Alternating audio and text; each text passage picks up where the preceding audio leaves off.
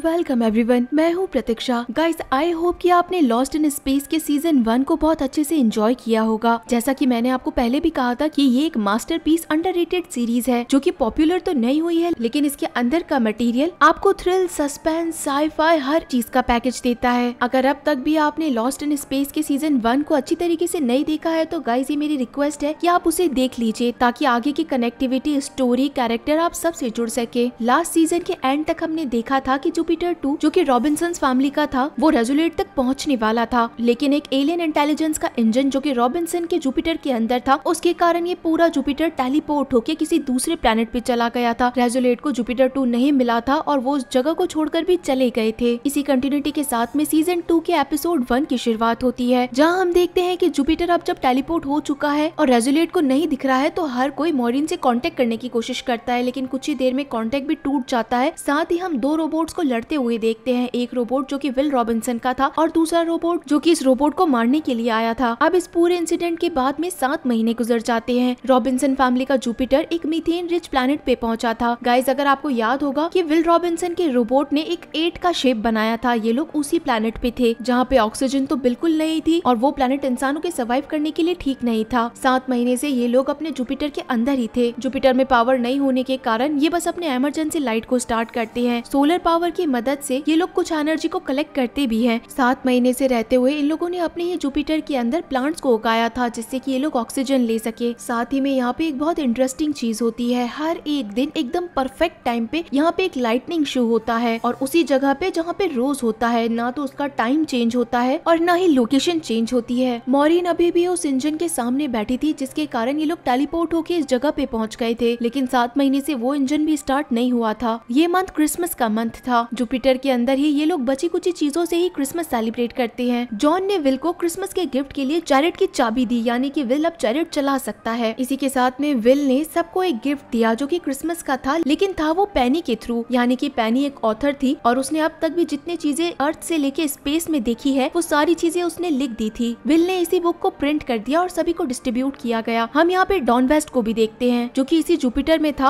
और अब इस रॉबिन्सन फैमिली का हिस्सा बन चुका था। और साथ में सबसे मेन कैरेक्टर यानी कि डॉक्टर स्मिथ जो कि अपनी एक झूठी आइडेंटिटी लेके इस जुपिटर में अभी तक भी जिंदा है, लेकिन अभी तक इसे बंद किया गया है। जुपिटर के जिस हिस्से के अंदर इन लोगों ने प्लांट्स उगाए थे उस जगह को प्लास्टिक शीट से कवर कर रखा है। अगर प्लास्टिक शीट में कभी भी कोई दरार आ जाए या होल हो जाए तो ये वापस से प्लास्टिक से उसे कवर किया करते थे, नहीं तो अंदर आने वाली मीथेन इस सारे क्रॉप्स को बर्बाद भी कर देती है। विल अब चैरिट चलाना सीख रहा था जॉन के गाइडेंस में। इसी के साथ जैसा कि मैंने आपको बताया था कि ये सोलर पावर कलेक्ट करते हैं, इसका यूज ये अपने एलियन सूट के अंदर ऑक्सीजन रिफिल करने के लिए करते हैं। अब जैसा कि लाइटनिंग शो स्टार्ट होने वाला था तो ये लोग डॉक्टर स्मिथ को भी बाहर लेकर आ गए थे। स्मिथ का जैसा कि काम था हर किसी को इन्फ्लुएंस करने का, तो वो आज भी पेनी को इन्फ्लुएंस ही कर रही थी कि रोज एक ही शो क्यों दिखाते हो तुम लोग मुझे। विल के पूछने पे मॉरिन कहती है कि अर्थ पे भी एक ऐसा प्लेस है जिस शहर के अंदर उस एक पर्टिकुलर प्लेस पे हर दिन बिजली गिरती है और इसके बारे में आज तक किसी को नहीं पता चला है। विल को लगता है कि वहाँ आगे जरूर ऐसी कोई चीज है जो कि अपनी तरफ लाइटनिंग को अट्रैक्ट करती है। अभी यहाँ पे जो कोई डिसीजन लेने वाला था तो वो सिर्फ मॉरिन और जॉन ही थे। मॉरिन का कहना था कि उन्हें इस प्लेनेट से जाना चाहिए, लेकिन जॉन इसके खिलाफ था कि ये लोग यहाँ पे बिल्कुल सेफ्टी से रह रहे हैं। मॉरिन का कहना था कि अगर ये बच्चे बाहर नहीं गए तो इन्हें कभी दोस्त नहीं मिलेगा, इन्हें कभी एजुकेशन नहीं मिलेगी, ये कभी खुल के सांस नहीं ले पाएंगे, ये बस यहाँ पे बड़े होंगे और मर जाएंगे, इनका कोई फ्यूचर नहीं है। अब जब हमने इतना स्ट्रगल किया है तो हमें यहाँ से बाहर निकलने के बारे में भी सोचना चाहिए, लेकिन जॉन इतना बड़ा रिस्क लेने के लिए तैयार ही नहीं था। उसी रात इन्हें बहुत तेज हवा चलने की आवाज आती है। जॉन उस प्लास्टिक के फटे हुए हिस्से को कवर करने के लिए जब जाता है तो उसमें से इतनी तेज मीथेन गैस निकलती है जो एटमॉस्फेयर से आई थी कि वो जॉन की आंखों को और हाथों को बहुत बुरी तरीके से जला देती है। तब तक सब लोग उठ चुके थे। उस हिस्से को कवर करने के बाद में डॉन वेस्ट अंदर जाता है और जॉन को बचा के बाहर ले आता है, लेकिन तब तक जॉन के हाथ पूरी तरीके से जल चुके थे। जब तेज स्ट्रोम रुक जाता है तो ये सारे लोग उस जगह पे पहुंचते हैं जहाँ पे इन्होंने प्लांट्स लगाए थे, लेकिन मीथेन के कारण वो सब कुछ बर्बाद हो गए थे। जॉन जो कि अब तक खिलाफ था इस प्लेनेट को छोड़ने के, आज ही वो मॉरिन को कहता है कि हमें यहाँ से निकलना चाहिए। अब जब इनका जुपिटर उड़ नहीं सकता क्योंकि उसमें फ्यूल नहीं था, इसी कारण ये उस जुपिटर को एज अ जेट यूज में लेते हैं। इसी कारण ये लोग उस जुपिटर को पानी में उतार देते हैं। अब जॉन एक नेवी मेंबर था तो ऑब्वियस सी बात है कि उसे सेलिंग बहुत अच्छी तरीके से आती थी, इसी कारण वो जुपिटर के ऊपर बहुत बड़े बड़े से फिंस लगा देता है और उसके बाद में उनपे कपड़े भी बांध दिए जाते हैं कि जैसे जैसे तूफान आता जाएगा वैसे वैसे ये लोग फिंस को चेंज करते जाएंगे और स्ट्रोम से बाहर की तरफ निकल जाएंगे। हो सकता है कि ये इस प्लेनेट से भी चले जाएं। सारे लोग सामान इकट्ठा करने लगते हैं। चैरिट को भी अंदर अंदर डाला जाता है। जूडी, पेनी, विल और जॉन चारों के चारों ऊपर थे। अब जब जुपिटर को पूरी तरीके से एक शिप में कन्वर्ट कर दिया गया था तो ये लोग उसे पानी में उतारने के लिए भी तैयार थे। विल को अभी भी एक होप थी कि रोबोट या तो इस प्लेनेट पे होना चाहिए या फिर किसी दूसरे प्लेनेट पे होना चाहिए। विल जरूर एक दिन उस रोबोट को ढूंढ लेगा, क्योंकि विल ने अभी तक भी होप नहीं छोड़ी थी कि रोबोट उसका फ्रेंड नहीं है या फिर ये लोग कभी आपस में मिल नहीं सकते हैं। जूडी ने पेनी की लिखी हुई पूरी बुक पढ़ी थी जिसमें कई सारे हिस्से उसे पसंद आए थे। और अब अगली सुबह ये लोग प्लानिंग बनाते हैं कि इन लोगों को जुपिटर को आगे की तरफ कैसे निकालना है, क्योंकि इस प्लेनेट पे कुछ ऐसे हिस्से भी हैं जमीन के जो कि बड़े बड़े माउंटेन की जैसे बाहर की तरफ निकले हुए हैं। अगर जुपिटर उनसे टकराया तो जरूर ये जुपिटर खराब हो जाएगा और उसके बाद उसे शायद रिपेयर भी नहीं किया जा सकता है। आखिरकार ये लोग जुपिटर को पानी में उतार ही देते हैं और हवा की मदद से जुपिटर पानी में तैरना स्टार्ट हो जाता है। अब हर किसी को इस तरीके का सफर सूट नहीं करता है। पेनी को इसी के कारण वॉमिट शुरू हो जाती है और वो ऊपर सबकी हेल्प करने की बजाय नीचे आके खुद की हेल्थ को देखती है। मॉरिन के कहने पे जॉन जुपिटर की स्पीड को और थोड़ा फास्ट कर देता है, क्योंकि जल्दी वो टाइम आने वाला था जब स्टॉर्म इनके नजदीक आता। पेनी यहाँ पे आके मॉरिन से बात करती है कि उसकी तबीयत ठीक नहीं थी, इसी कारण वो नीचे आ गई और जून ने उसकी मदद करी। जून ने बताया कि अगर एक कान के अंदर ईयर प्लग डाल दिए जाएंगे तो शायद तबीयत ठीक रहेगी और इससे पेनी को फर्क भी पड़ा। लेकिन मॉरिन पेनी को डांट देती है कि तुम्हें स्मिथ के साथ रहने की जरूरत नहीं है, उसके साथ थोड़ा कम टाइम बिताओ। यहाँ स्मिथ को जिस रूम के अंदर बंद कर रखा था तभी वो एक छोटे से हिस्से से देखती है कि सामने बहुत बड़े बड़े माउंटेन आ रहे हैं और ये जुपिटर उससे टकरा जाएगा और ये लोग नहीं निकल पाएंगे वहाँ से। इतनी तेज हवा आ रही थी कि उसके बीच में एक बार विल का भी पैर फिसल जाता है। वो गिरने वाला था लेकिन उससे पहले जॉन आके उसे बचा लेता है। ये लोग फिर से आके नीचे एक बार मीटिंग करते हैं कि इन बड़े माउंटेन से कैसे निकला जाएगा। और ऊपर से सबसे बड़ी प्रॉब्लम ये है कि स्टॉर्म का टाइम आने वाला है, यानी कि वो लाइटनिंग सीधे इस जुपिटर के ऊपर गिरेगी और उसके कारण ये जुपिटर कहीं खो भी सकता है। जिसके बाद सबको अपना अपना काम दे दिया जाता है। विल को एक बार के लिए ऐसा लगता है कि पानी के अंदर उसका रोबोट वापस आ गया है, लेकिन बस ये एक शाइन जेलीफिश थी और एक बार फिर से विल की पूरी होप टूट जाती है। इन लोगों को उसी टाइम पता चलता है कि इनका जुपिटर किसी बड़े से माउंटेन से टकरा गया है और उसके बाद में वहीं रुक गया है। सभी ऊपर आके देखते हैं तो इन्हें पता चलता है कि इनका जुपिटर एक जगह पे अटका हुआ है और शायद वहाँ से निकलने के लिए इन्हें जुपिटर को ऊपर करना पड़ेगा। यहाँ सामने मॉरिन को दिखता है कि वो स्टॉर्म जल्द ही इनकी तरफ बढ़ता जा रहा है। डॉन उस हिस्से को ठीक करने के लिए जाता है जो हिस्सा थोड़ा सा डैमेज हो गया है। अब जब ये लोग ऊपर जाके सेलिंग कर रहे थे उसी टाइम पे एक एक्सीडेंट के कारण जॉन के पैर में बहुत बुरी तरीके से चोट आ जाती है। स्मिथ ने पहले भी बोला था कि वो इन लोगों की मदद कर सकती है और अब मॉरिन को ना चाहते हुए भी स्मिथ के पास आना पड़ता है उससे मदद मांगने के लिए। मॉरिन को उस पर बिलीव करना पड़ता है कि वो इन सबको बचा लेगी और सेलिंग ढंग से करेगी। स्मिथ ऊपर पहुंचती है और बच्चों को इंस्ट्रक्शन देने लगती है कि अब आगे इन लोगों को क्या करना है, क्योंकि इनके सामने बहुत बड़े बड़े माउंटेन आने वाले हैं और उसके सामने से अगर ये लोग गुजरे तो इनका जुपिटर ब्लास्ट भी हो सकता है। लेकिन जैसा जैसा जून बताती है वैसा का वैसा काम ये सारे लोग करते जाते हैं। उन माउंटेन के पास आने से पहले स्मिथ ने बता दिया था कि इसके एक हिस्से को हमें झुकाना पड़ेगा। अब एक हिस्से को झुकाने के लिए जॉन और विल ने प्लानिंग बनाई थी कि चैरेट को एक हिस्से की तरफ ले जाएंगे ताकि दूसरा हिस्सा हल्का होने के कारण ऊपर उठ जाए। ये काम जॉन को करना था, लेकिन अब जब वो इंजर्ड था इसी कारण ये काम विल को करना पड़ता है। हालांकि विल को चैरेट चलाना नहीं आता फिर भी उसे ये काम करना पड़ता है। और जैसे जुपिटर का एक हिस्सा हल्का होता है तो स्मिथ अपनी सेलिंग की स्किल से जुपिटर को उस बीच के गैप से बाहर निकाल लेती है और फिर सारी चीजें एकदम ठीक हो जाती है, क्योंकि तब तक लाइटनिंग स्टॉर्म भी चला गया था और इन लोगों ने अपने जुपिटर को भी इजीली निकाल लिया था। जॉन को ये बात नहीं पता थी कि ये काम ने किया है। मॉरिन से पता चलता है कि ये काम स्मिथ ने किया है और अब स्मिथ को अंदर रखने की बजाय वो इस पूरे जुपिटर में आराम से घूम रही थी। स्मिथ कहती है कि तुम लोग मुझ पे बिलीव कर सकते हो, मैं इतनी भी बुरी नहीं हूँ और अब तो मुझे तुम्हारी मदद करनी ही पड़ेगी। मैंने जब 7 महीने में तुम्हें कुछ नहीं किया तो मैं अब क्या करूंगी। स्मिथ की बातों से ये भी पता चलता है कि लास्ट टाइम उस प्लेनेट के ऊपर जो प्लास्टिक के अंदर एक होल किया गया था वो स्मिथ ने ही किया था। वो आराम से गेट खोल के बाहर भी चली गई और प्लास्टिक के अंदर होल स्मिथ ने इसलिए किया था क्योंकि ये लोग इसी प्लेनेट के ऊपर रहने के बारे में सोच रहे थे। अगर ऐसा कदम नहीं उठाया जाता तो शायद ये लोग इस प्लेनेट को कभी छोड़ते भी नहीं। यहाँ पे हम स्मिथ को अभी भी देखते हैं जो कि मैनुअल्स पढ़ के कोई ना कोई चीजों को सीख रही थी। हम विल को भी देखते हैं जो कि सारे इंसिडेंट के बारे में अपने टॉय रोबोट को बताता है कि कैसे वो उसे बहुत मिस करता है, उससे बात करने की कोशिश करता है, इन लोगों ने कितनी प्रॉब्लम्स का सामना किया और अगर रोबोट होता तो ये सफर कितना आसान होता। कुछ ही टाइम बाद में ये लोग फिर से जब आगे बढ़ते हैं तो इन लोगों को आगे की तरफ कुछ दिखाई ही नहीं देता। या तो ये प्लेनेट खत्म हो गया था या फिर आगे की तरफ कोई बहुत बड़ा खड्डा है या कोई वाटरफॉल है, कुछ ना कुछ ऐसी चीज है जिसके कारण इन्हें आगे का नहीं दिख पा रहा है। असल के अंदर ये एक बहुत बड़ा वाटरफॉल था और अगर ये जुपिटर आगे की तरफ बढ़ा तो ये लोग सीधा इस वाटरफॉल के अंदर जाएंगे। इसी कारण हर कोई अपनी सीट पे बैठ जाता है एकदम खुद को कस के, ताकि अगर ये लोग गिरे भी तो इन्हें चोट ना लगे। लेकिन ये जुपिटर एज पे आने के बाद रुक जाता है। बाहर निकलने के बाद ये लोग देखते हैं कि एक मेटल से बना हुआ बहुत बड़ा फ्लोर इन्हें दिखाई देता है। एक हिस्से से दूसरे हिस्से की तरफ नीचे मेटल का एक इतना बड़ा शील्ड है जो कि इस प्लेनेट को 2 हिस्से में बांट रहा है। इनका जुपिटर नीचे नहीं गिरा क्योंकि वो वो मेटल एज के ऊपर रुक गया और ये चीज किसी भी तरीके से नेचुरल नहीं है, ये चीज बनाई गई है। और आखिर ये चीज क्या है, इसी सस्पेंस के साथ गाइस ये एपिसोड यहीं पे खत्म हो जाता है। तो चलिए फिर मिलते हैं आप सभी लोगों से अगले एपिसोड में, तब तक के लिए टाटा।